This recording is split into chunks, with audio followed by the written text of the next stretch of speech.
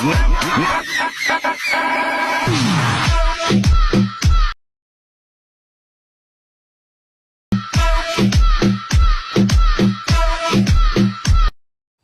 Back to my channel टिज CapCut हजुरलाई स्वागत छ। सो भिडियोको प्रिभ्यू अलरेडी हेर्नु नै भयो। आज यो टिकटकमा धेरै ट्रेन्ड रहेको छ। सो गाइजहरू हजुरले पनि बनाउन सक्नुहुन्छ र आफ्नो टिकटकमा भ्युज ल्याउन सक्नुहुन्छ, लाइक ल्याउन सक्नुहुन्छ। सस्तो खालको भिडियो बनाउनको लागि चाहिँ क्यापकट चाहिँ इन्स्टल गरिदिनुपर्छ। प्ले स्टोरबाट सजिलोसँग इन्स्टल गर्न सक्नुहुन्छ।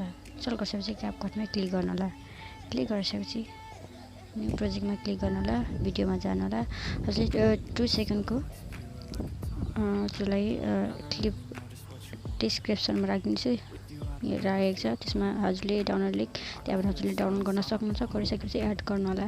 सिलेक्ट गरिसकेपछि एड गरिसकेपछि एन्डिङलाई सिलेक्ट गरेर डिलिट गरिदिनु होला। गरिसकेपछि यहाँ फर्मेटमा क्लिक गर्नु होला। 9:60 को फर्मेट राख्नु होला। फेरि ब्याक गर्नु होला।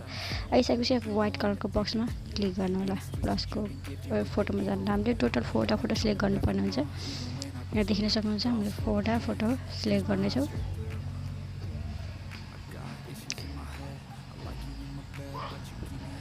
सो फोटो सिलेक्ट गर्छ, एड अप्सनमा क्लिक गर्नु होला। क्लिक गरिसकेपछि अब हामीले फोटोलाई फिट गर्नुपर्ने हुन्छ।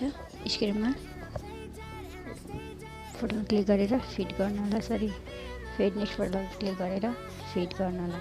फेड नेक्स्ट फोटोमा क्लिक गरेर फिट गर्नु होला। फेड नेक्स्ट फोटोमा क्लिक गरेर फिट गर्नु होला। फिट गरिसकेपछि अब हामीले यहाँनिर इफेक्ट ल्याउनु पर्ने हुन्छ।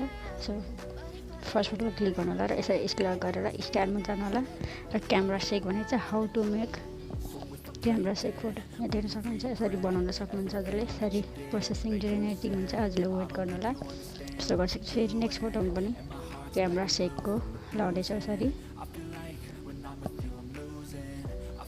थर्डमा पनि क्यामेरा सेक लाउनु पर्ने हुन्छ। फोर्थमा पनि क्यामेरा सेक लाउनु पर्ने हुन्छ हामीले। सो गरिसकेपछि यहाँ राइट गर्नु होला। लाइट छ कि छैन एकचोटि चेक गर्नु होला। सो यहाँ देख्न सक्नुहुन्छ हजुरले पनि। अब हामीले यसलाई ड्युरेसन दिनुपर्ने हुन्छ। सो यसको साउन्डलाई मिट गरिदिनेछ। मिट गरिदिनु होला। गरिसकेपछि हाम्रो फर्स्ट फोटोको ड्युरेसन रहेछ 2.3 सेकेन्ड। सेकेन्ड फोटोको ड्युरेसन रहेछ 2.9 सेकेन्ड।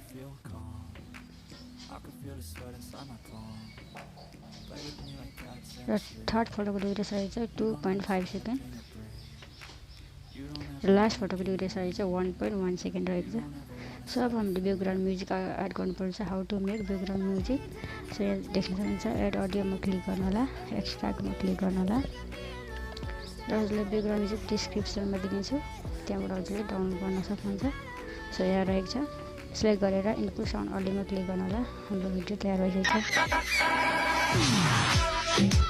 सो गरिसकेपछि अब ग्यालेरीमा सेभ गर्नका लागि माथि एरोको अप्सन रहेछ, त्यसमा क्लिक गर्नु होला। मेरो च्यानलमा नयाँ हुन्छ भने मेरो च्यानललाई सब्सक्राइब पनि गर्न नभुल्नु होला। Thank you so much. Next भिडियोमा भिडियो लगाउनु।